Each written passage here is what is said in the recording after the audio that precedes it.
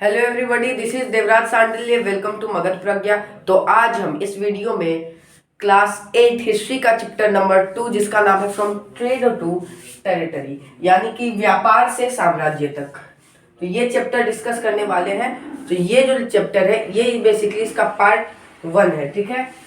और ये इस वीडियो में हम पार्ट 1 डिस्कस करेंगे। पार्ट 2 में हम और भी जो सारी चीज़ें बचेंगी हम उन सबको डिस्कस करेंगे।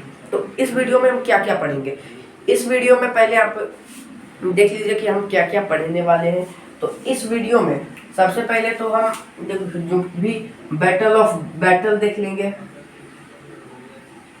Battle of Buxar, battle of Plassey देखेंगे, फिर सब्सिडियरी अलायंस, फिर जो टीपू सुल्तान के बारे में हम देख लेंगे।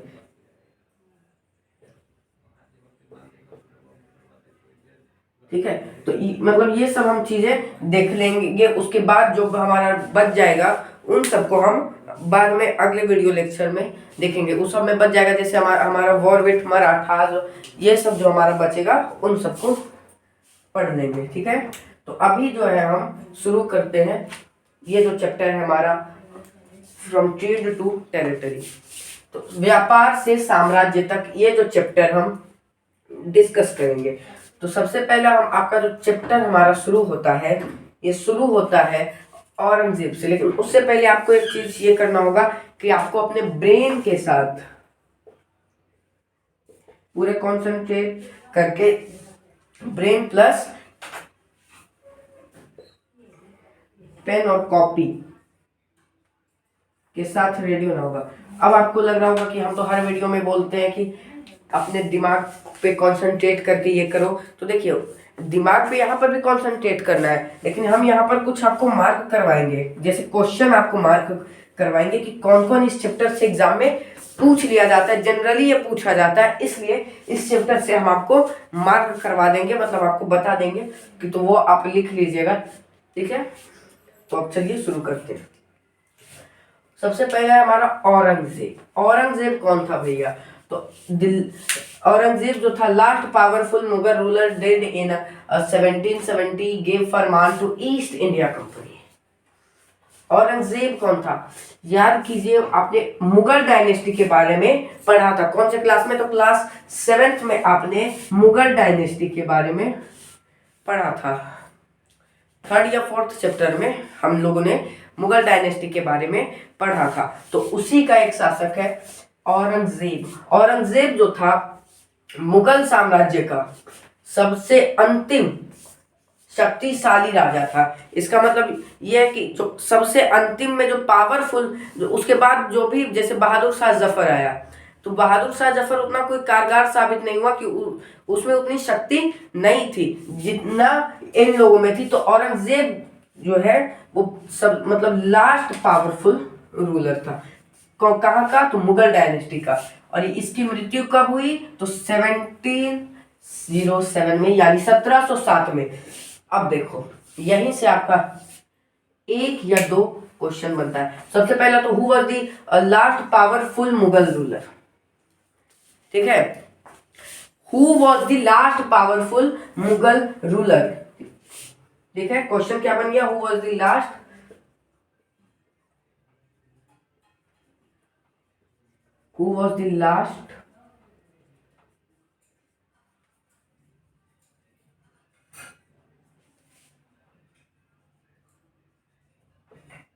Mughal ruler, who was the last powerful Mughal ruler. ठीक है, लास्ट पावरफुल रूलर कौन था? तो औरंगजेब। ये आपका 1 मार्क्स या एमसीक्यू में पूछ लिया जाता है। ठीक है, औरंगजेब ये ना, हाँ ठीक है। और देखो, ये औरंगजेब का आपसे पूछता है, और उसके बाद इसकी ये जो कब ये मरा, टपक कब गया, ऊपर कब गया, तो वो पूछ लिया जाता है कि तो ऊपर गया 1707 में, और जो सबसे लास्ट पावरफुल रूलर जो था वो था औरंगजेब। ठीक है, और कब मर गया? ठीक है, ये आपको नोट कर लेना है। ठीक है, अब देखो ईस्ट इंडिया कंपनी, यार एक minute, East India Company, East India, और यहाँ पर एक चीज छूट गया हमारा, give farman to East India Company. ये जो औरंगजेब था इसने फरमान दिया था, फरमान जारी किया था भैया। तो फरमान जारी किसको किया था? तो इसने ईस्ट इंडिया कंपनी को फरमान जारी किया था। ब्रिटिश, इसको ब्रिटिश ईस्ट इंडिया कंपनी भी कहा जाता है। तो ये जो कंपनी थी इस पे फरमान जारी किया था। अब आपको लग रहा होगा फरमान का मतलब क्या? तो फरमान मेरे ख्याल से ये शायद उर्दू शब्द है। आप लोगों ने आप लोगों में से बहुत सारे लोग सुने होंगे कि फरमान जारी किया, फरमान जारी किया गया। तो फरमान जो जारी किया गया वो यही है कि फरमान जारी मतलब रॉयल ऑर्डर।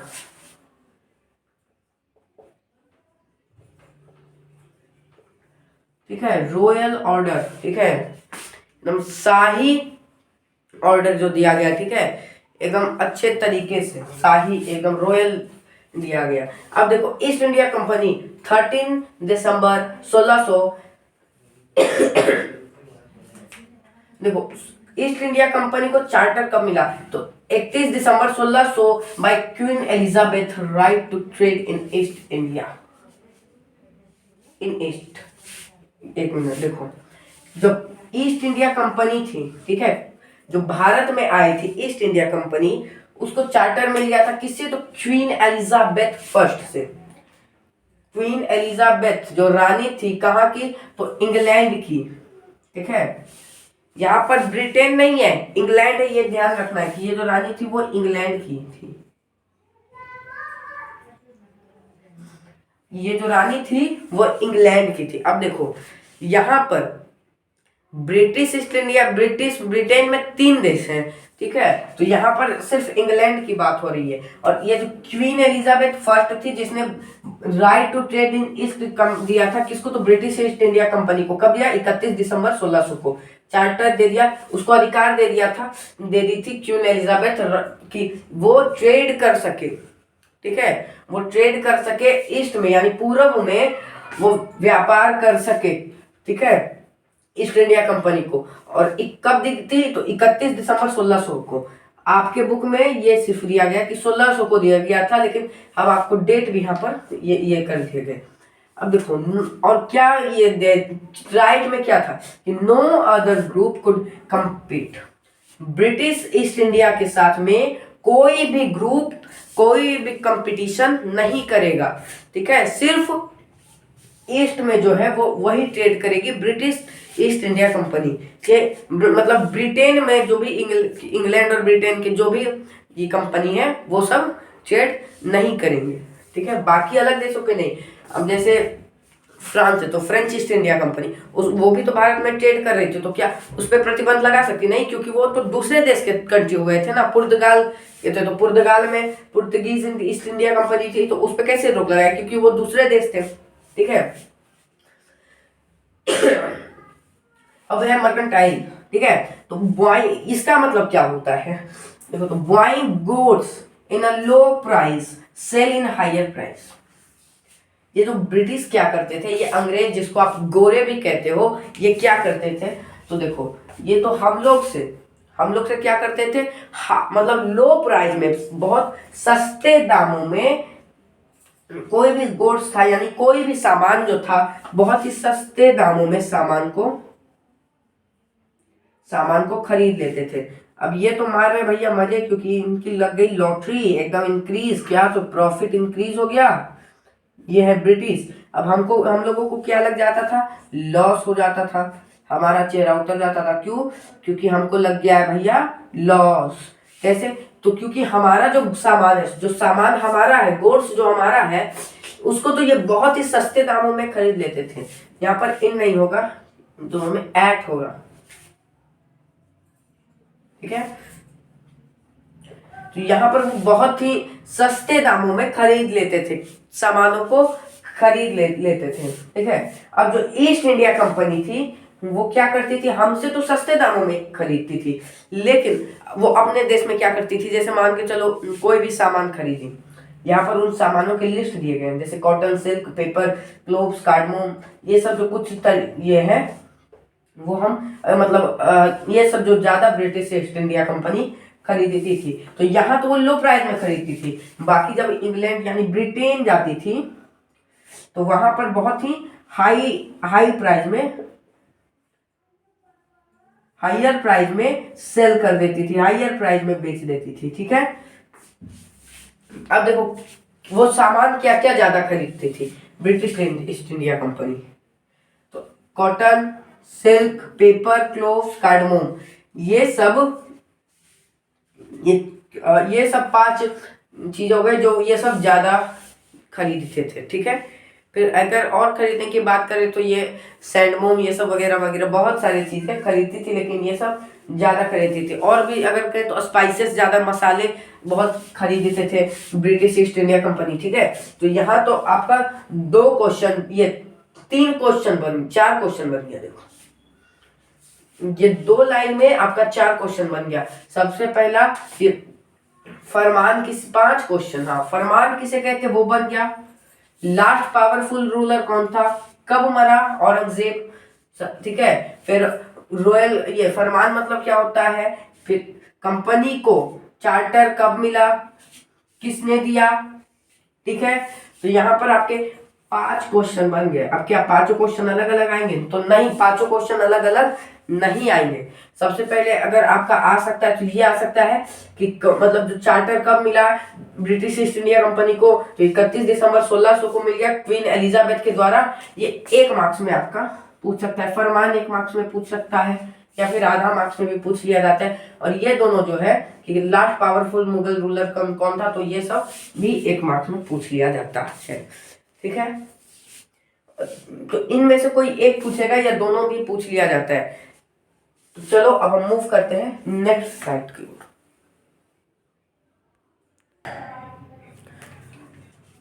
अब हम जानेंगे British East India company setup first factory. यहाँ पर BEIC का फुल फॉर्म है ब्रिटिश ईस्ट इंडिया कंपनी। ठीक है, यहाँ पर हमने शॉर्ट फॉर्म में लिखा है। तो अब आपको क्या करना है, अब आपको 17वीं शताब्दी में यानी 17th सेंचुरी में आपको जाना है, पीछे इतिहास में चलो हमारे साथ। अब देखो क्या होता है, ये ब्रिटिश ईस्ट इंडिया कंपनी थी, इसने अपना सबसे पहले देखते चलो क्या क्या हुआ।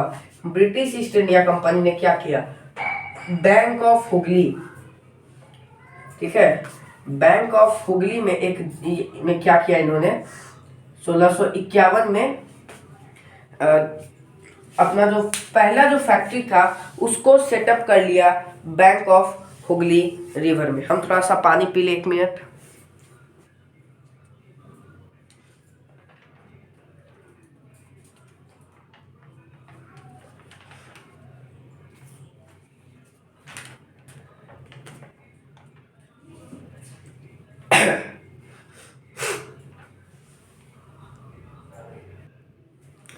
तो अब हम तैयार हो गए हैं। ठीक है, तो अब देखो, तो उसने अपना बैंक ऑफ रिवर हुगली पर में एक ये 1651 में, ठीक है, अभी आपको 17वीं शताब्दी में जीना है, 2023 में नहीं। ठीक है, तो बैंक ऑफ रिवर हुगली के सामने यानी हुगली नदी के किनारे 1651 में उन्होंने अपना पहला फैक्ट्री सेटअप किया, फर्स्ट फैक्ट्री, पहला कारखाना।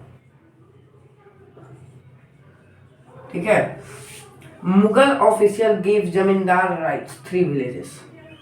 ठीक है, अब जो मुगल के और मतलब जो मुगल ऑफिशियल थे उन्होंने 3 जगह दिए थे, वहां पर ये 3 विलेजेस दिए थे। ठीक है, तो वहां कौन कौन से विलेजेस थे वो यहाँ पर मतलब राइट्स दिए थे। तो यहाँ पर एक तो हो गया कोलकाता, दूसरा हो गया सुल्तानी और तीसरा हो गया गोविंदपुर, हाँ। ठीक है, ये 3 विलेज थे जिसमें इन्होंने राइट्स दिया, किस चीज का, तो जमींदारी का।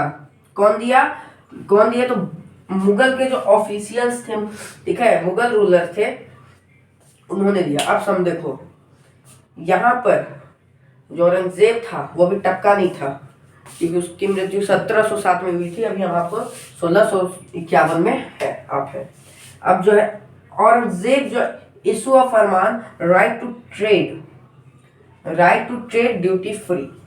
देखो, जो औरंगजेब था उसने अपने फरमान को वापस ले लिया, रद्द कर दिया, अपने फरमान को वापस लेकर रद्द कर दिया, ठीक है, खत्म, टाटा। उसके बाद क्या किया, उन लोगों को राइट दे दिया। किस चीज का राइट, तो उन लोग को ट्रेड, एकदम फ्रीली ट्रेड करने का, मुफ्त में व्यापार करने का ये दे दिया। अब यहीं से तो हमारा ये शुरू हो जाता है कि किस तरीके से आपका जो ब्रिटिश ईस्ट इंडिया कंपनी है उसने क्या, जैसे पहला चीज तो यही हो जाता है कि ब्रिटिश ईस्ट इंडिया कंपनी यहीं से अपना, आप देख सकते हो कि जब ये इनको ड्यूटी फ्री मिलने लगा, धीरे धीरे यहीं से वो ट्रेड से कहाँ जा रहे हैं, तो टेरिटरी के पास, व्यापार से साम्राज्य तक, ठीक है, देख रहे हो, यहां से मिल जाता है धीरे धीरे। Battle of Plassey, battle of Buxar, Bihar में एक जगह है बक्सर, वहीं पर हुआ था बैटल ऑफ बक्सर।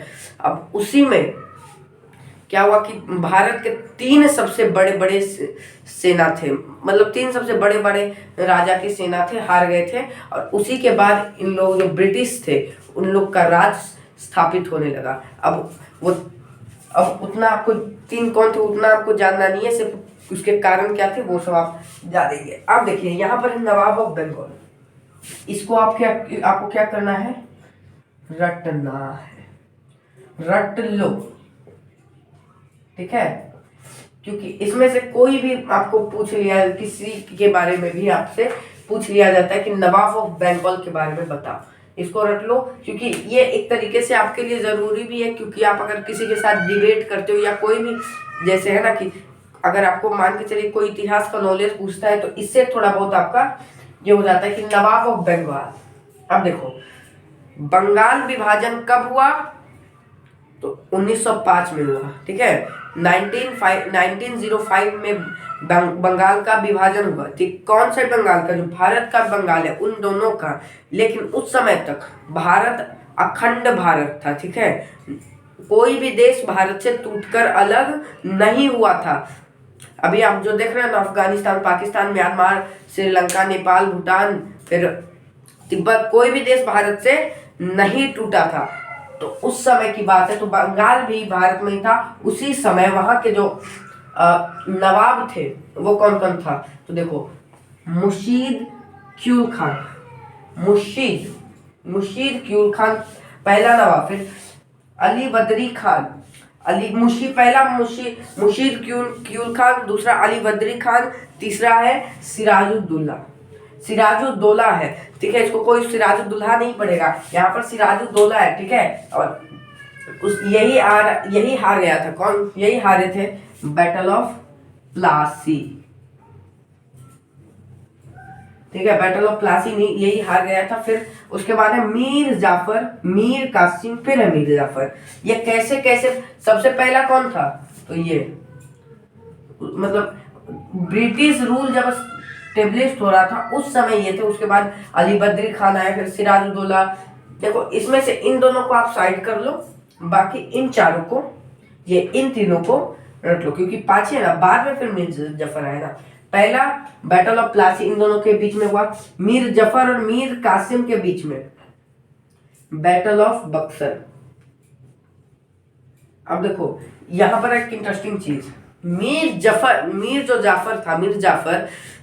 जाफरा का जो ये था दामाद था मीर कासिम, ठीक है, मीर जाफर का दामाद था मीर कासिम।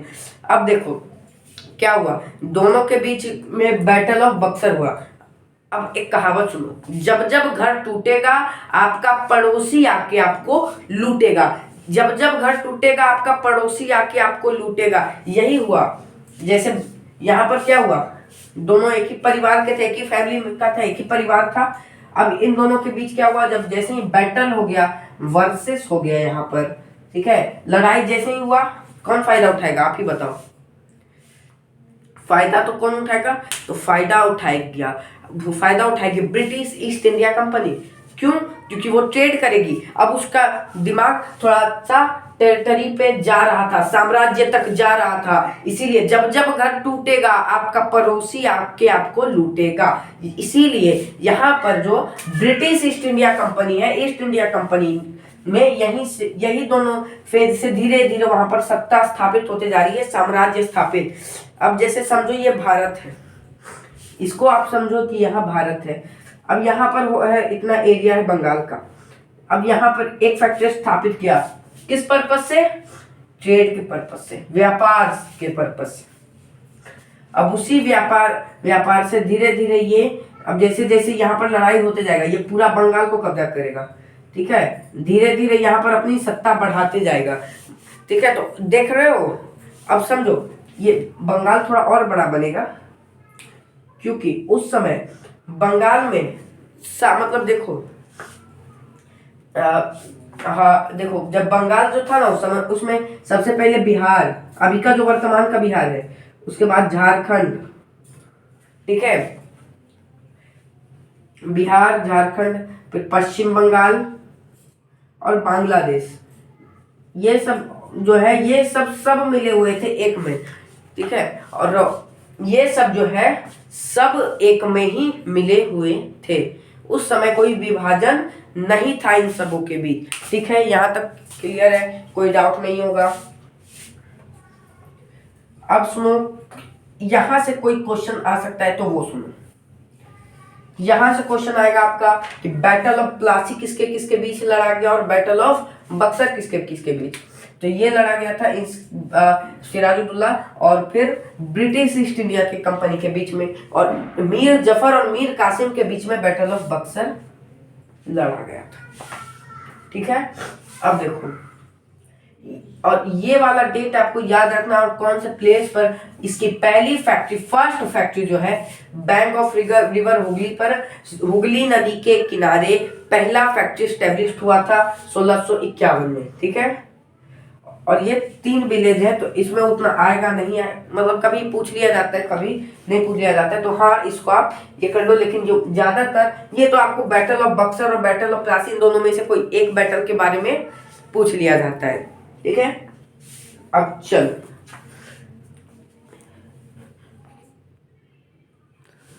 अब हम देखो क्या डिस्कस करेंगे। सबसे पहला तो भैया ये नोट कर लो कि वेरी वेरी इंपॉर्टेंट है, ठीक है। अब इसके साइड में लिखा होगा एग्जाम की तरह मार्क्स लिखा होगा, तब बोल गए यहाँ एग्जाम हो रहा है, तो एग्जाम नहीं हो रहा है, यहाँ पर एग्जाम की तरह क्वेश्चन जो आपका पूछा जाता है, ये कभी आपसे 3 नंबर में या कभी 4 नंबर में। अगर आप इतना लिख दोगे ना तो फुल मार्क्स मिल जाएंगे। आप इतना लिख दो तो फुल मार्क्स आपको मिलेंगे, 1 नंबर अभी जाने नहीं दूंगा। तो आप बोलोगे रट ले इसको, हाँ रट लो, लेकिन मैं बोलूंगा उससे बढ़िया समझ लो। उससे पहले हम क्वेश्चन डिस्कस कर लेते, क्या क्वेश्चन कह रहा है हमारा। तो देखो क्वेश्चन में क्या कह रहा है, what were the areas of conflict below Bengal Nawab and East India Company. क्या क्या कॉन्फ्लिक्ट हुआ किसके बीच, नवाब ऑफ बंगाल और ईस्ट इंडिया कंपनी के बीच, यानी क्या क्या मतभेद हुए बंगाल के नवाब के और ब्रिटिश यानी अंग्रेजों के बीच में। तो चलो जानते हैं क्या क्या मतभेद हुए बंगाल के नवाब और ब्रिटिश के बीच में। तो चलो जानते हैं। सबसे पहला, Nawab of Bengal told stop fertilization, ठीक है। अब देखो यहां पर क्या मतलब, Nawab of Bengal told stop, मतलब फर्टिलाइजेशन मतलब क्या, तो किला बंदी, ठीक है।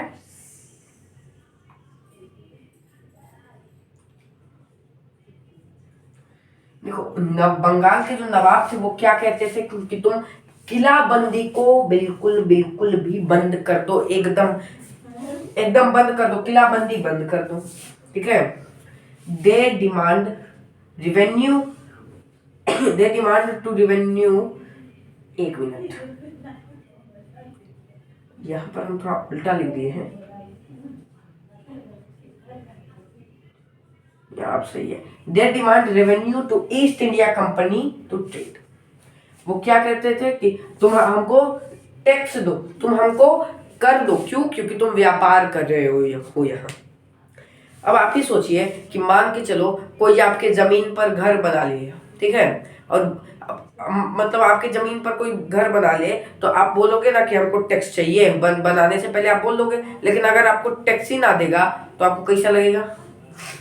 एक तो राजा भी आप, मतलब उल्टा चोर कोतवाल को डांटे, ऐसा हो जाएगा। फिर नवाब का तो लगता है कोई इज्जत ही नहीं रहेगा, ऐसा हो जाएगा। इसलिए दिक्कत वाली बात थी। अब देखो, they demand revenue to East India Company to trade, ठीक है। वो कर चाहते थे किससे? तो नवाब, बंगाल के नवाब कर चाहते थे, ठीक है। किससे कर चाहते थे? तो कंपनी से, ब्रिटिश ईस्ट इंडिया कंपनी से कर चाहते थे, ठीक है। दे टोल्ड कंपनी, हाँ अब सही है, they told company to stop mint coins. मतलब उस वो क्या कहते थे, बंगाल का नवाब क्या बोल रहे थे कि कंपनी को, यानी जो कंपनी है उसको अपने क्वाइन को, अपने सिक्कों को बंद करना है। अब जैसे भैया राज हमारा, शासन हमारा, तो सिक्का किसका चलेगा? हमारा ही। लेकिन हमारा राज नहीं है अभी यहाँ। हमने आपको बोला था कि अभी आपको 17वीं शताब्दी में जीना है, इसलिए 17वीं शताब्दी नहीं, 16वीं शताब्दी, आपको 16वीं शताब्दी में जीना है। अभी आपको 16वीं शताब्दी में जीना है, 16th सेंचुरी में, ठीक है। 16वीं शताब्दी में आपको जीना है। इसलिए यहाँ पर उस समय की बात है। उस समय क्या होता था? सम्राट, उसके बाद महाराजा,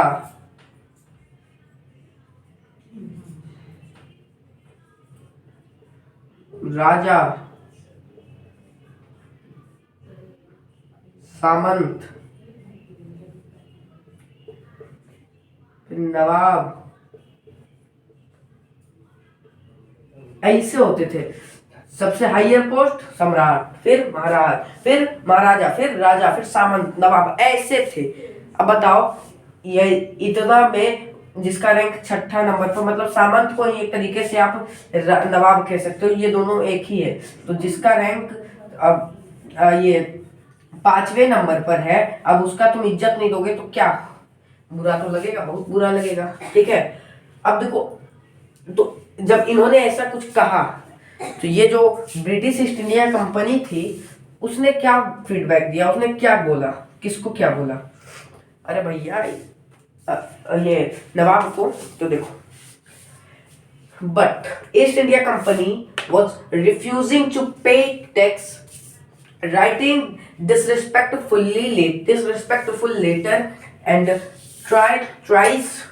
यहाँ पर tries to humiliate Nawab of Bengal and it's official.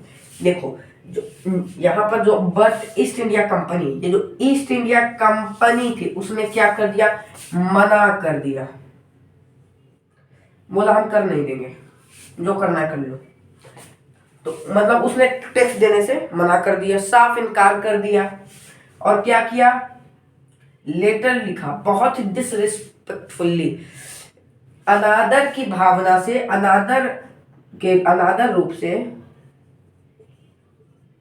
अनादर रूप से उसने पत्र लिखा। किसको?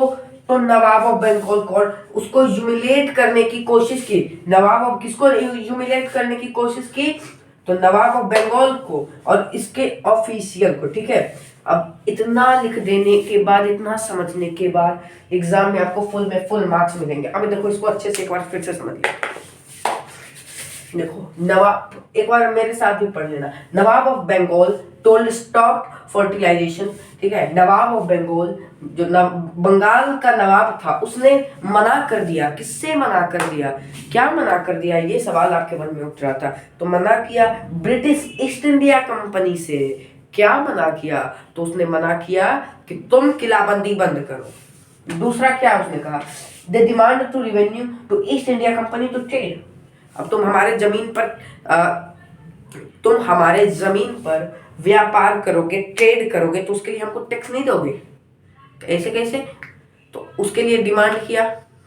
ठीक है, किससे डिमांड किया? तो ब्रिटिश ईस्ट इंडिया कंपनी से। फिर कहा कि तुम अपना सिक्का बंद करो, तुम्हारा सिक्का नहीं चलेगा। इससे क्या किया इसने, ब्रिटिश ईस्ट इंडिया कंपनी ने बोला कि हम टैक्स नहीं देंगे।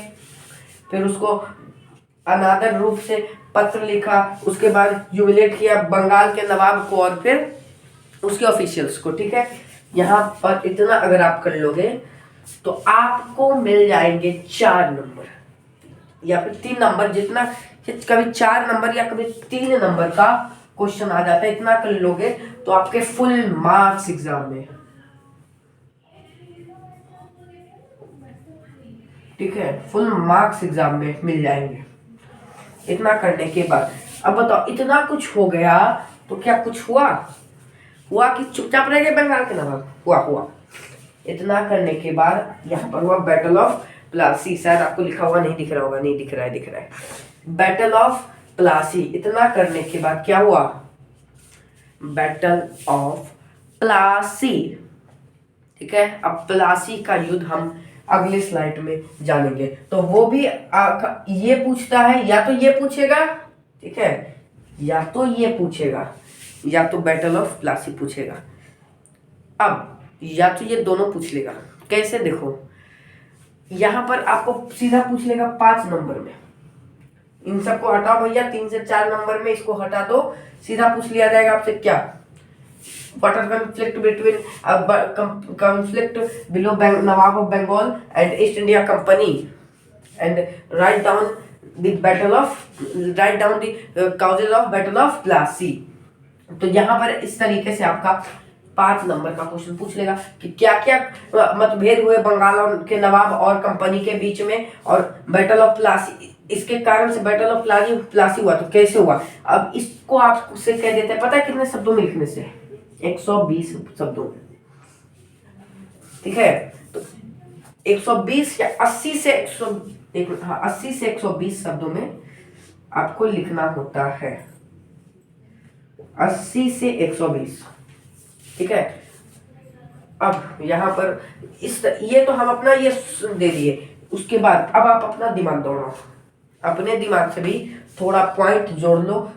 ठीक है, 80 से 120 शब्द में आपको दे दिया जाता है, तो इतना कम भी हो जाएगा। जैसे हम गिनते 1 2 3 4 5 6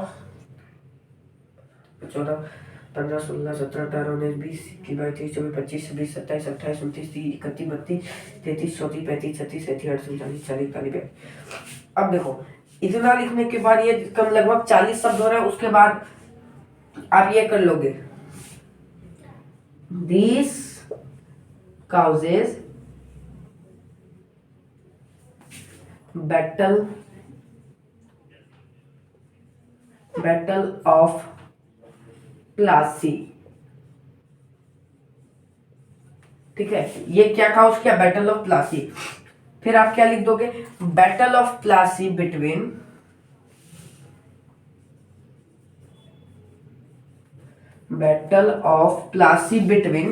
किसके? तो British East India Company and nawab of Bengal. फिर आप क्या लिखोगे? Who was the nawab of Bengal? तो बंगाल के जो नवाब, बंगाल का जो नवाब था वो कौन था? तो वो था ये, उस समय हमने आपको बताया था, सिराजुद्दौला। ठीक है, अब थोड़ा हम इसको इरेज कर ले। एक तो आपको समझ में आ गया। अब हम थोड़ा सा आगे मूव करेंगे। 1 मिनट रुक जाना। अब हम जानेंगे कि जो बैटल ऑफ प्लासी हुआ कैसे हुआ। जरा पिछले वाले क्वेश्चन से रिलेट करना। उसमें हमने देखा था कि क्या क्या कॉन्फ्लिक्ट हुए थे ब्रिटिश एक मिनट, क्या क्या कॉन्फ्लिक्ट हुए थे ब्रिटिश ईस्ट इंडिया कंपनी और नवाब ऑफ बंगाल के बीच में। ठीक है, अब हम देख उसी से रिलेट करो। अगर जैसे हमने बोला कि ये सब 5 मार्क्स में आपका पूछ लिया जाता है। ठीक है, तो हमने क्या बताया था? अगर ऐसा होता है तो ये 80 से 120 शब्द में पूछा जाता है। तो पिछले साइट में भी 40 शब्द से ज्यादा हुआ था, जिसमें भी लगभग 40 से ज्यादा है। उसके बाद इसमें हम कुछ और भी प्लस कर देंगे, लगभग ये 100 से 100 हो जाएगा। अब ऐसा लिख दोगे तो इसमें तो फुल मार्क्स बनता है ना। तो चलो इन सब को छोड़ो और अब देखो सबसे पहला battle of Plassey, right down the reason of battle of Plassey. तो रीजन हमारा सबसे पहले यहां से शुरू होता है, ठीक है।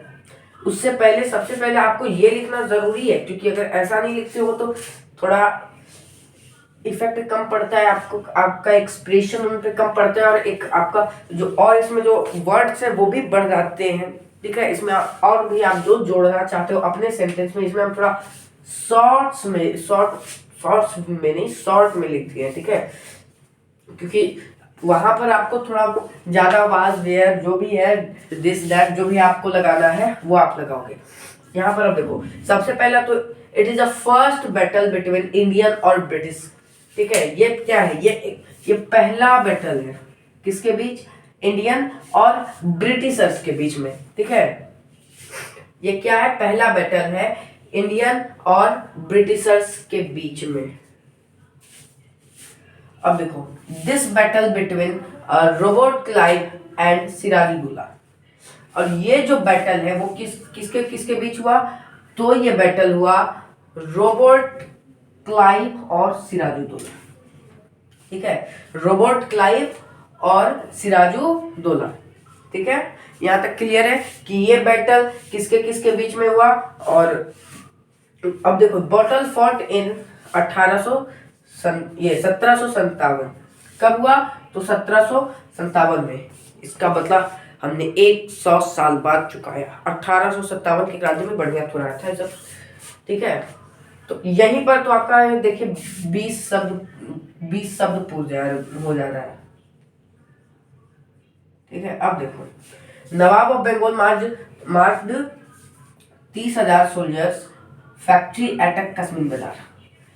जो 30,000 सोल्जर थे, नवाब ऑफ बंगाल ने क्या किया, जो बंगाल का नवाब था, कौन था बंगाल का नवाब, तो सिराजुद्दौला जो नवाब का बंगाल था उसने क्या किया, 30,000 सेनाओं को, 30,000 फौजियों को, 30,000 सेना को कश्मीर बाजार के कारखाने के पास लगा दिया, मार्च भी कर दिया और उसी से कैप्चर करवा दिया। दे कैप्चर्ड कंपनी ऑफिशियल्स, उसने कंपनी ऑफिशियल को मतलब कैप्चर करवा दिया। लॉक्ड वॉर हाउस, और उसने वॉर हाउस को भी बंद करवा दिया, एकदम खत्म खल्लास। उसके बाद डिसआर्म्ड ऑल इंग्लिशमैन, जितने भी अंग्रेजी आदमी थे सबको डिसआर्म्ड कर दिया। ब्लॉक इंग्लिश शिप, अंग्रेजी नावों को भी बंद कर दिया गया, ठीक है। अब इतना कुछ करने के बाद उधर से भी कुछ होगा या चुपचाप पिटाते रहेंगे, हुआ। यहाँ रॉबर्ट क्लाइव जो था उस समय का, जो 1757 का जो ये था कि रॉबर्ट क्लाइव जो था उसने यहाँ पर अपनी प्रतिक्रिया दी। दोनों के बीच में क्या हुआ, एस वर्सेस आर, ठीक है। रॉबर्ट क्लाइव और सिराजुद्दौला के बीच में हुआ, लेकिन अब दोनों के बीच में थोड़ा हुआ मार काट हुआ। अब उसमें क्या हुआ आपको, अब देखो क्या हुआ कि इन्होंने ये जो रॉबर्ट क्लाइव है वो जीत गया बैटल। कैसे समझो, पहला दो कारण, जैसे देखो कि आपसे अगर मतलब ये एक थोड़ा अलग कारण है, इसको आप लिखो ना लिखो बात बराबर है। सबसे पहला, हमारे पास आधुनिक टेक्नोलॉजी नहीं था, हमारे पास आधुनिक तकनीक नहीं थे। उनके पास क्या था, बंदूक था, हमारे पास तलवार हुआ करते थे, तीर कमान हुआ करते थे। आक्रमण करो, ओ ढाई आए थे, गुड मॉर्निंग में गुड नाइट, खत्म टाटा गया, समझो वो हुआ। दूसरा कारण, आपने एक कहावत सुनी होगी, घर का भेदी लंका ढाए। अब देखो उस समय हमने आपको एक जो रटवाया था नवाब ऑफ बंगाल में, तो उसमें एक नाम था जिसका नाम था मीर जफर, या फिर इसको मीर जाफर भी कहा पढ़ा जाता है कहीं कहीं, या मीर जाफर, चलो हम मीर जाफर पढ़ते हैं। तो ये जो मीर जाफर है इसकी वजह से लॉस्ट हुआ। अब देखो घर की भेदी लंका ढाए, घर का भेदी लंका ढाए, इसने क्या किया, इसके साथ हाथ मिला लिया। बताओ, अब इन लोग ने बहलाया एकदम। हाँ बाबू इधर आओ ना। एकदम बढ़िया से बहलाया, फुसला दिया कि सिराजुद्दौला को मरे दे, ओकर बाद हम तोरा नवाब बना देंगे। कहाँ के? तो बंगाल के। खुश कि हम तो नवाब बन जाएंगे, राजा। क्या किया? इसका जितना भी सेना था, सिराजु मीर जफर का, जो कि सेनापति था, किसका? ये किसका सेनापति था? तो ये सब जो ये जो सेनापति था ये सिराजुद्दौला का था। अब इसके पास जितना सैनिक था वो मार्च करवा दिया किसके विरुद्ध? सिराजुद्दौला के बीच। अब बताओ, ये सेनापति है। अब सेनापति के कुछ दायित्व होते हैं, संपूर्ण सेना का नेतृत्व यही करेगा। अस्त्र भंडार कहाँ है, सेना की कमजोरी क्या है, सेना कैसे युद्ध करेगी, सेना का खाना पीना कैसे होगा, रहना सहना कहाँ होगा, कैसे होगा, और भी तमाम प्रकार के नाना प्रकार के चीजें जो भी सेना की जरूरतें थे, सेना किस किस युद्ध में पारंगत है, ठीक है, सेना की कमजोरी क्या है, सबके बारे में जान रहा था। क्यों? क्योंकि ये सेनापति था। अब ये जो सेनापति था इसने क्या किया? इस चोट्टा को देखो, इसने क्या किया कि सेनापति तो था और इसको तो सब पता था, सारा चीजें जो भी थी इसको सब पता था। अब जब तुम ऐसा करोगे तो घर का बेटी क्या होगा? लंका ढाएगा। तो जिससे क्या हुआ कि रोबोट क्लाइव जीत गया। कैसे? क्योंकि इसको सारे चीजें पता थी ना, और इसीलिए उसके कमजोरी पर हमला करके उसके साथ मिल गया और बाद में इसको नवाब बना दिया गया। ठीक है, अब देखो नवाब बना दिया।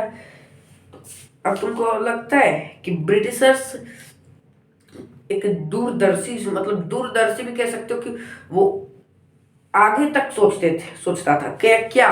तो देखो तुमको लगता है कि क्या ये जो ब्रिटिशर्स थे उनका कोई मतलब बिना कुछ ये रहे कि ऐसे ही इसको नवाब बना देंगे, कुछ तो फायदा होगा तभी इसको नवाब बनाएंगे।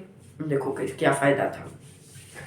उनको पता था कि अगर मान लो कि हम इसको हरा दिए, किसी भी तरह इसको मार धार के हरा दिए, ठीक है, अब बताओ, अब तुम किसी भी देश पर, कोई भी देश किसी भी देश पर शासन करेगी तो क्या उस देश की जनता उस राजा को स्वीकार करेगी? उत्तर आएगा नहीं, नॉट, एकदम नहीं करेगी। क्यों करेगी? क्योंकि तुम हमारे देश के तो नहीं हो, ठीक है। अब तुम हमारी परेशानी नहीं समझोगे, तुम हमारे जैसा कुछ समझोगे नहीं, हमारी परेशानियां क्या है, तो तुम किस प्रकार के राजा को, कैसे राजा? तो यही हुआ कि इसीलिए ये जानते थे, इसीलिए इसको राजा बना दिए। किस लिए? तो पैसा खींचेला। आगे बताएंगे। 5 लाख रुपया ये महीना देता था मीर जाफर। कब? तो बैटल ऑफ बक्सर के बाद। अब देखो समझो, बैटल ऑफ बक्सर सर हम समझेंगे, ठीक है। तो यहाँ पर अगर आप अच्छे से सेंटेंस बना के लिखें तो एग्जाम में जो आपका 80 से 120 शब्द है वो लगभग 200 शब्द हो जाएगा, 200 वर्ड्स, ठीक है। यही तो ये है। और उसमें आप थोड़ा थोड़ा छाट करके और थोड़ा शॉर्ट में कर देंगे, या फिर जितना हम लिखवाएंगे ये है कि उसमें थोड़ा सा वाज वेयर दे दैट लगा, दिस दैट लगा दो, हो जाएगा काम खत्म, ठीक है। तो यहाँ पर अगर आप इतना कर देते हो तो आपका 5 में से 5 मार्क्स लिखना है। अब ये भी पूछे, इसमें आपको ये पॉइंट जोड़ना है कि मीर जफर के कारण ये हार गया, ठीक है, नहीं तो आधा मार्क्स गया। आप जब ये नहीं बताओगे कि कैसे हार गया, तो मीर जफर के कारण हार गया ना, तो आपका कैसे काम चलेगा, इसलिए ये आपको बताना है। अब हम अगले स्लाइड में समझेंगे बैटल ऑफ बक्सर के बारे में। बैटल ऑफ बक्सर के बारे में, बक्सर का युद्ध समझने के बाद थोड़ा सब्सिडियल अलायंस और टीपू सुल्तान के बारे में समझेंगे, ठीक है। अब देखो battle of Buxar, battle of Buxar की कहानी समझो। अब देखो पहले क्यों हुआ। अब देखो ये जो जफरा था, ये जो जफरा का किया, अभी चोट्टा देखो का किया। सबसे पहले जो मीर जफर था उसने वो, जैसे ब्रिटिश ईस्ट इंडिया कंपनी, हमने आपको क्या बताया कि अपन जैसे आप दूसरे देश के और आप हम पर शासन चलाएगा तो कभी आपको कोई राजा तो नहीं स्वीकारेगा ना, और टैक्स भी बढ़िया से नहीं देगा, इसलिए इसने सोचा कि क्यों ना हम एक राजा बना देते हैं। बाद में इसको दीवानी राइट्स मिल गया बंगाल का, तो वो सब हम बाद में आपको बताते हैं। ये जो जफरा था ये पुपेट रूलर,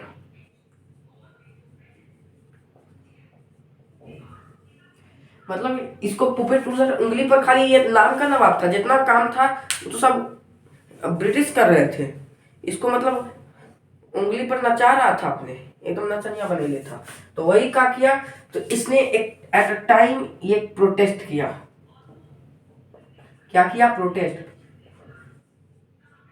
ठीक है, अब इससे क्या हुआ, ब्रिटिश गवर्नमेंट सो हैप्पी,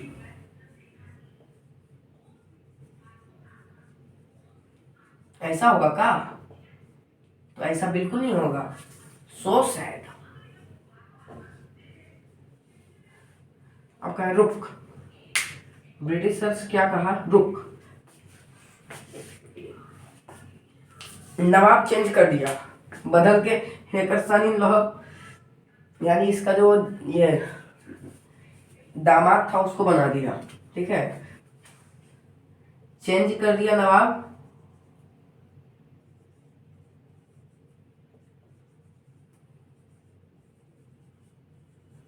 नवाब और किसको बना दिया, तो मीर कासिम को बना दिया। ठीक है, मीर कासिम को बना दिया। इस मीर कासिम कौन था? अब देखो मीर कासिम कौन था, तो मीर कासिम था इसका ये, हाँ, मीर कासिम जो था वो मीर जफर का सन इन लॉ था। ठीक है, अब देखो जब ये हुआ तो अब देखो ये जो मीर कासिम जो था बड़ा अच्छा दिमाग का था, मतलब जो कहते हो ना शार्प माइंड, गेम खेल गया। ये क्या किया, अपना अपना जो है जो भी अपना था महल उहल मुंगेर में बनवा लिया, राजधानी बना लिया अपना।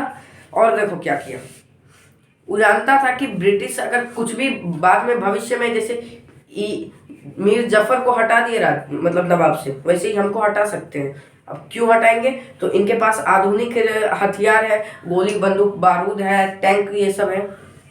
ठीक है, तो वही सोचा कि वहीं पर क्या किया ना, मुंगेर, बिहार में एक डिस्ट्रिक्ट है मुंगेर डिस्ट्रिक्ट। ठीक है, बिहार में मुंगेर जिला में इसने क्या किया कि ये जो हाँ, मीर कासिम जो था, तो मुंगेर में क्या किया, अभी भी वो कारखाना है, इसने देखिए डाल दिया वहां पर कारखाना। कौन सा कारखाना डाल दिया, तो इसने डाल दिया बारूद फैक्ट्री, मतलब गोली बंदूक का कारखाना डाल दिया। अब देखो एक बात बताओ, जितना भी लोहार था सब अब कट्टा बनाने लगा, मतलब जो भी था अपना, जो भी उन लोग उस समय इनफील्ड राइफल, बेसफील्ड राइफल जैसे जैसे जो भी बनाते थे सब ये। अब देखो कैसे बताया, इन लोग को तो कुछ पता नहीं था कि कैसे बनता है, ब्रिटिशर्स आके बताएंगे नहीं। ब्रिटिश को, अंग्रेजों को एक खराब आदत थी, शराब पीने की आदत। इधर दारू पियाया और शराब पीने के बाद नशा में वो कुछ यादें नहीं रहता, तुम क्या बोल रहे हो, कुछ कर रहे हो, तो यही आदत ये कर दिया, जिसके कारण क्या हुआ कि इसने जो है लगा दिया, उन लोगों को पिया दिया दारू। उसके बाद बोला कैसे बनता है, हाँ ऐसे बारूद डालो, ये डालो, स्प्रिंग डालो, ऐसे करो, फायर करो, सब बता दिया। अब सब जितना वहां का लोहार जो भी मजदूर था सब अपना बंदूक ये सब बनाने लगा। अब वो सोच रहा था कि तो जफरा तो बड़ी है, कसीमा तो बड़ी तेज निकला, इसीलिए ये भी सोच रहा था कि रॉबर्ट क्लाइव भी किसको कैसू हटा देते हैं।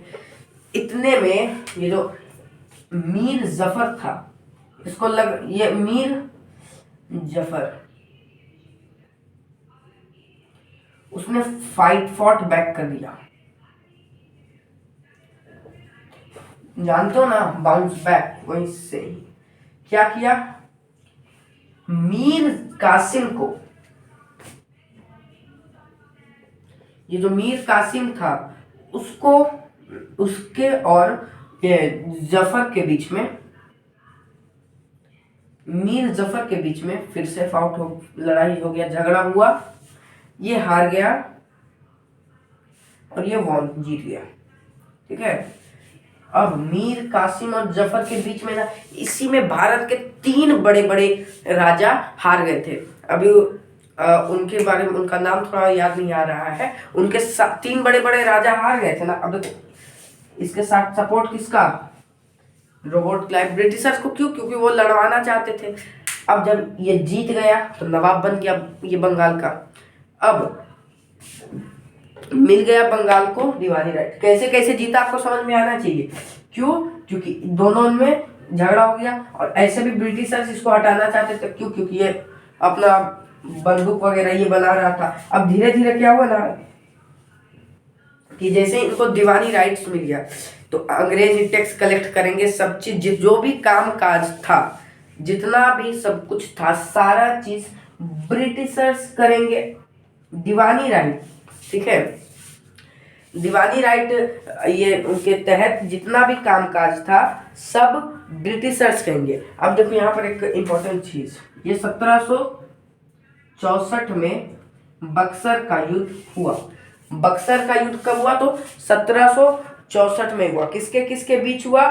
तो मीर जफर और मीर कासिम के बीच में हुआ। ठीक है, अब यहां तक आपको समझ में आ गया कि कैसे कैसे क्या क्या हुआ। अब देखो जब ये जो बैटल हो गया तो इसके बाद जो फिर से नवाब कौन बन गया?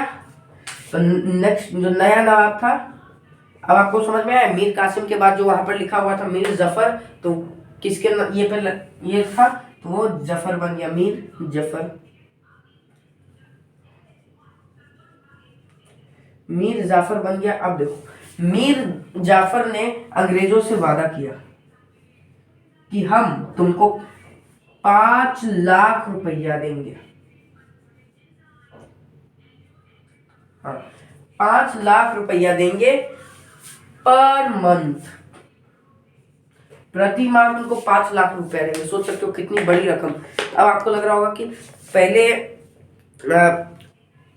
अठन्नी चमन्नी चलता था तो इतना पैसा कहाँ से आया।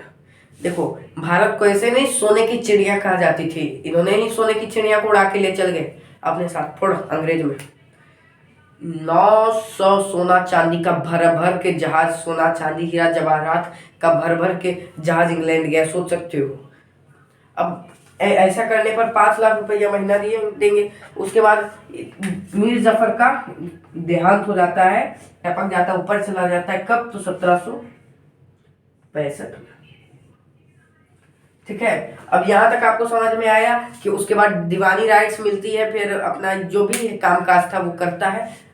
अब हम सब्सिडरी अलायंस के बारे में समझेंगे।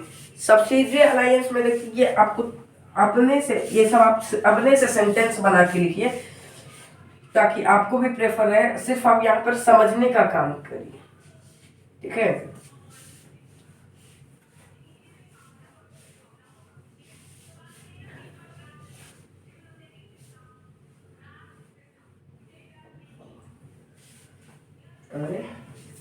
गीला पूछ। अब हमको सब्सिडरी अलायंस समझना है। तो देखो हमने आपको पहले भी बोला कि सेंटेंस आपको बनाना है। बस हम यहाँ पर आपको मतलब नॉर्मल आपको समझाएंगे। ठीक है, उस पिछले स्लाइड में आपका एक चीज छूट गया था कि जो दीवानी राइट्स कब मिली थी। तो दीवानी राइट्स ब्रिटिशर्स को 1665 में मिली थी। ठीक है, ये चीज क्लियर हो गया।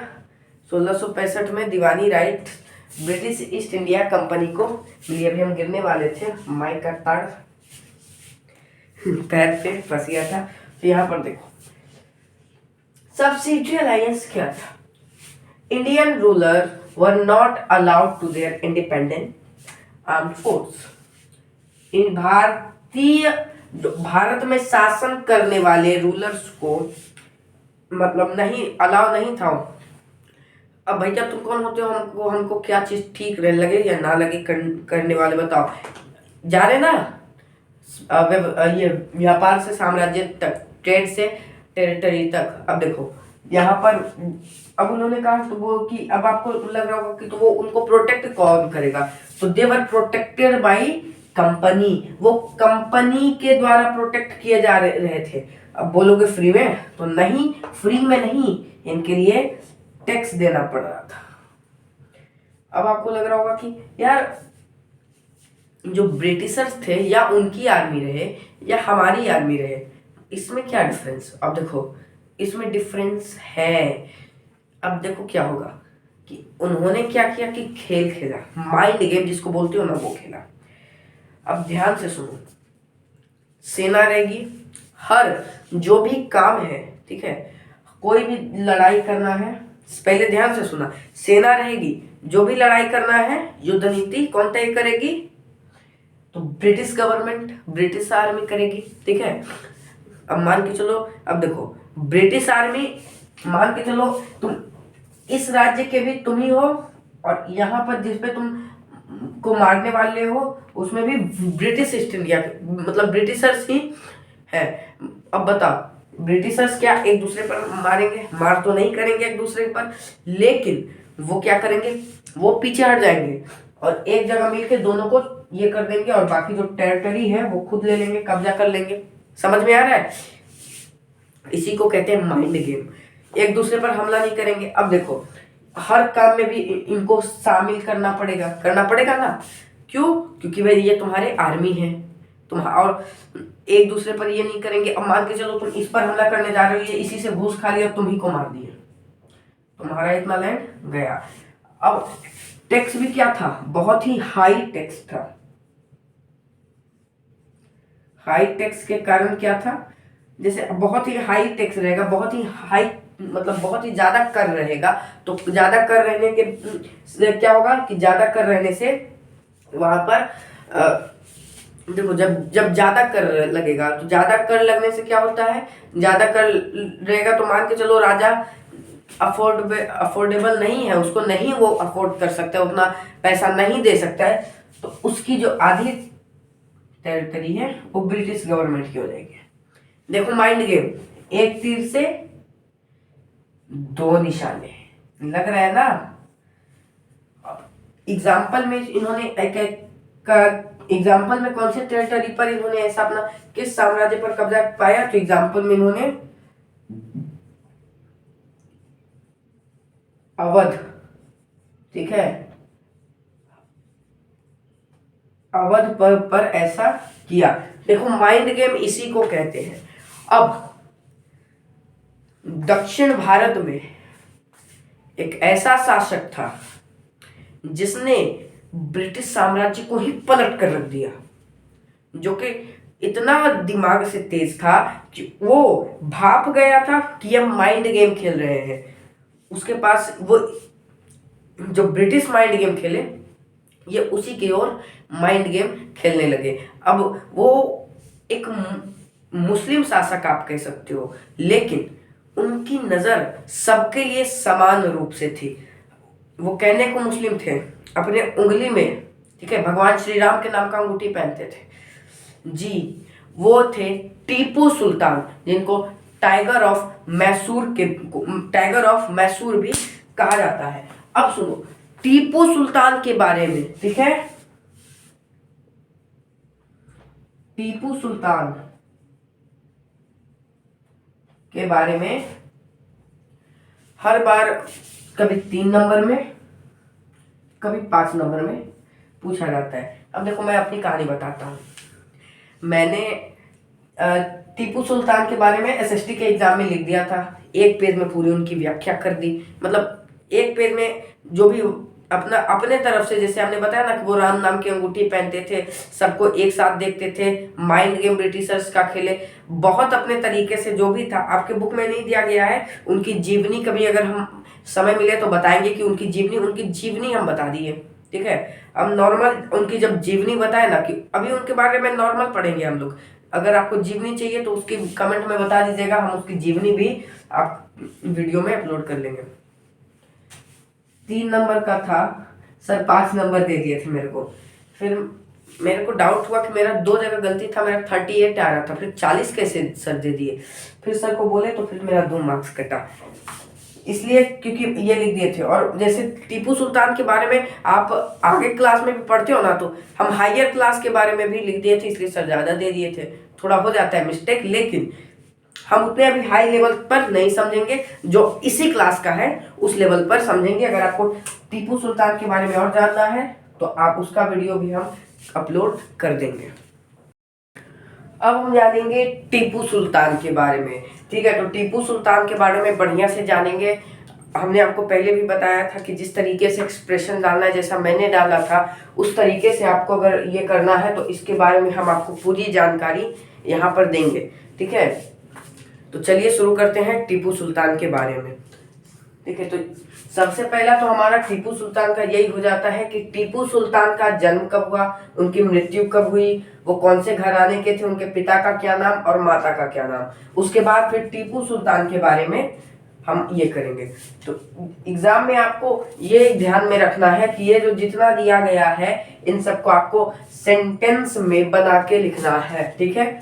हम यहाँ पर सिर्फ जन्म लिख दिए हैं, फिर निधन लिख दिए हैं, ठीक है। तो उन सब को आपको बताना है कि वो कब मरे, कैसे मरे, किस युद्ध में मरे, ठीक है। तो उन सब के बारे में हम जानते हैं। टीपू सुल्तान से पहले हम थोड़ा और पहले जाते हैं मैसूर के बारे में, ठीक है। मैसूर के बारे में अभी हम जानते हैं। तो देखिए मैसूर की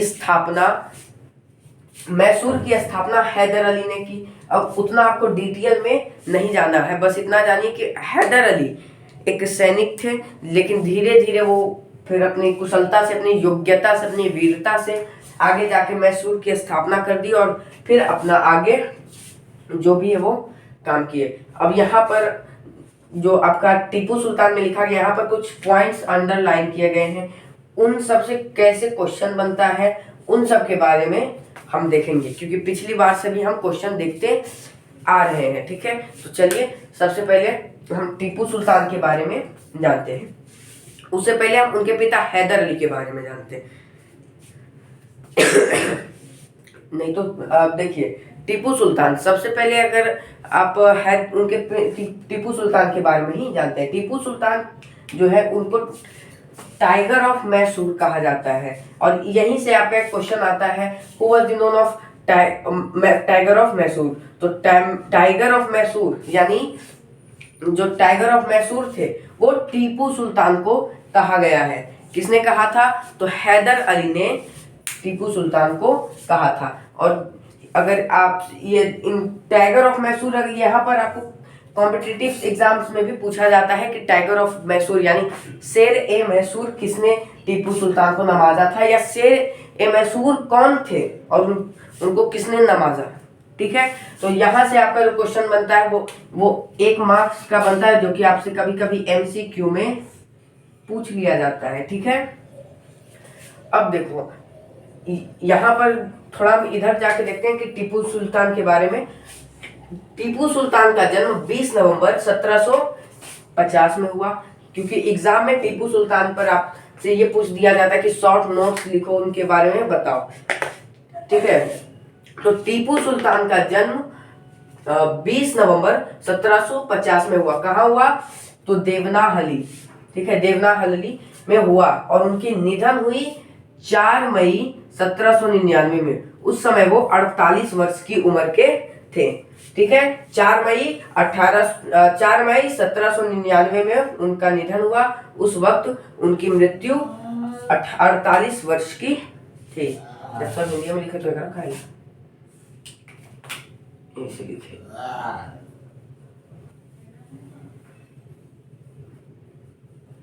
चलो, तो उनका निधन जो हुआ वो देख लिए, वो कौन से घराना के थे? वो मैसूर घराने के थे।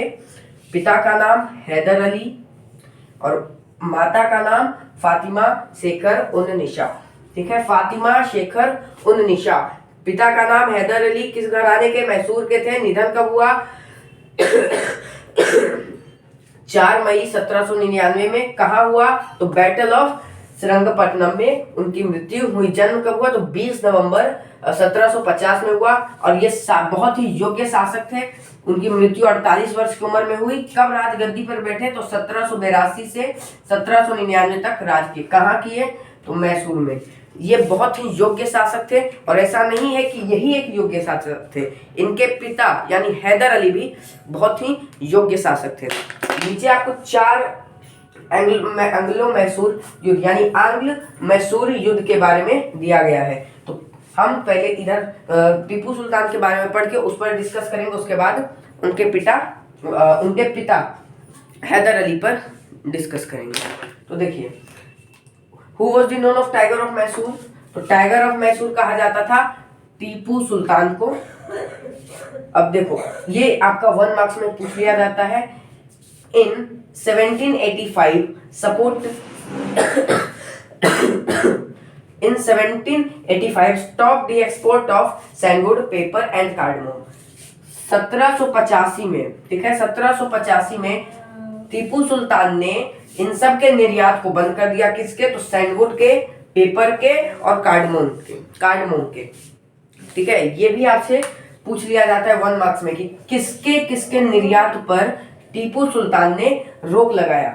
ठीक है, तो which product stopped export of which product stopped by Tipu Sultan? तो वो है सैंडवुड हो गया आपका, पेपर हो गया और कार्डमोम। ये 3 चीजों के निर्यात पर उन्होंने फुल्ली बैन कर दिया था। और जो भी वहां के मर्चेंट्स थे, जो भी व्यापारी थे, उन सबको भी एकदम स्ट्रिक्टली बैन कर दिए थे, एकदम खुलासा मना कर दिए थे कि कोई भी ये सभी चीजें नहीं खरीदेगा। अब देखिए, ऐसा उन्होंने क्यों कहा? तो देखिए, ही established close relationship with French. उन्होंने फ्रेंच मॉडर्नाइज्ड हिज आर्मी, मतलब फ्रेंच के साथ फ्रांसीसी और उसकी सेना के साथ, फ्रांसीसी की सेना के साथ बहुत ही क्लोज रिलेशनशिप में थे, बहुत ही गहरे संबंध में थे। इसीलिए सीधा उन्होंने इनके निर्यात पर किसके निर्यात पर एक्सपोर्ट पर, किसके निर्यात पर उन्होंने पाबंदी लगा दी? तो सैंडवुड, पेपर और कार्डमोम, ये 3 चीजों के निर्यात पर उन्होंने पाबंदी लगा दी। अब उनके साथ जो रिलेशनशिप था, इसके लिए उन्होंने मतलब जो भी निर्यात करना था वो सीधा क्लोज कर दिए, बंद कर दिए। क्योंकि उनको पता था कि अगर भविष्य में कभी भी ब्रिटिशर्स के साथ, ठीक है, ब्रिटिशर्स के साथ यानी एंग्लो, यहाँ पर एंग्लो का मतलब ही है ब्रिटिश, ठीक है, तो ब्रिटिशर्स के साथ कभी भी युद्ध होता है तो उस समय फ्रांसीसी ही हमें सपोर्ट कर सकती। लेकिन बाद में जब भी युद्ध हुआ तो फ्रांसीसी भी थोड़ा गया, उसके बाद शांत हो गया। लेकिन अब देखिए, ये सब तो था, लेकिन इन्होंने अपने जीवन काल में आप एक तरीके से 3 भी बोल सकते हो और 2 भी बोल सकते हो, मतलब ज्यादातर यहाँ पर 2 की बात की जाती है। तो देखो, एंग्लो मैसूर, सबसे पहला फर्स्ट एंग्लो मैसूर, यहाँ पर उन्होंने 4 बैटल लड़े, 4 युद्ध लड़े, जिसमें पहला था फर्स्ट एंग्लो मैसूर। ठीक है, यानी प्रथम आंग्ल मैसूर युद्ध कब हुआ? तो 1767 से 1769 तक ये युद्ध हुआ, मतलब चला।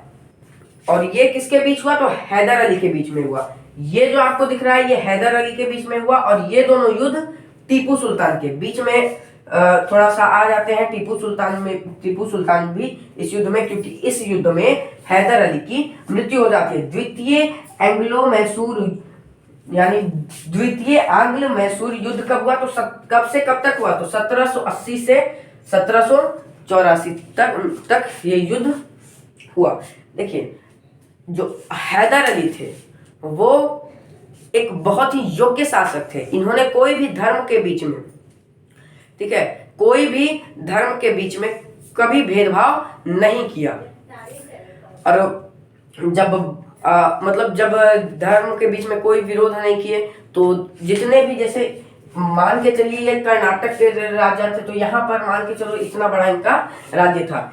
अब इसमें उनकी जो भी, मतलब तरह तरह के धर्म की जनता रह रही थी, तो जब किसी के साथ ये कोई भी डिस्क्रिमिनेशन जब इन्होंने कोई डिस्क्रिमिनेशन नहीं किया, सबसे पहले तो इनके साथ पूरी की पूरी जनता थी, लेकिन ये एक तरीके से आप इनको गर्म दल के शासक भी कह सकते हो, मतलब जो इतिहास में एक भाषा प्रसिद्ध है बिखिया गया, तो उसी तरीके से ये भी थे।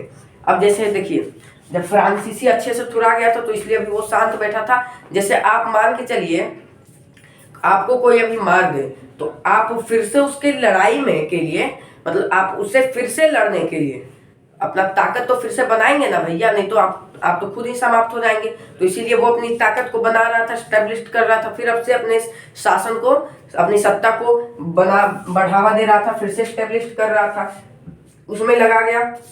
तो इनको हैदर अली को लगा कि हमारा साथ फ्रांसीसी देगा, लेकिन ऐसा हुआ नहीं।